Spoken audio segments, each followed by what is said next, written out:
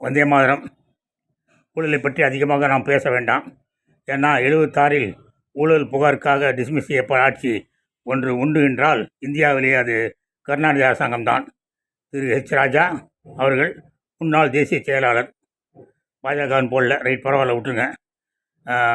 1998 கருணாநிதி உங்களை என்ன சொன்னார்? பண்டாரம் பரதேசிகள் சொன்னாரா இல்லையா? பண்டாரம் பரதேசிகள். அப்புறம் 99 என்ன பண்ணீங்க? அந்த பண்டாரம் பரதேசியை கூட சேர்த்துக்கிட்டீங்க, கூட்டணி சேர்த்துக்கிட்டீங்க. அப்போ 1976 கதை தெரியாது அவங்களுக்கு? என்ன சாமி இப்படி பண்ணிட்டீங்க? ஊழல் ஊழல் ஊழல் தான். என்ன பண்ணுறது? 2002 அருண் ஷோரி ஊழல் பண்ணார். தெரியுமில்ல? அருண் ஷோரி பிஜேபி மந்திரி, வாஜ்பாய் மந்திரி. ஒரு 1000 ரூபா பொருளை 50 ரூபாய்க்கு விற்றுட்டார் அப்படின்னு ஒரு சிபிஐ கேஸ் போட்டு 2002 கேஸ் போட்டாங்க. 2023 வரைக்கும் கேஸ் நடந்துக்கிட்டு இருக்கு. என்னாச்சுன்னு தெரியல. ஊழலை பற்றிலாம் தயவுசெய்து பேசுகிறாங்க பாஜக ஃப்ரெண்ட்ஸ். ஊழலை பற்றி பேசாதங்க. ஜெய்ஹிந்த்.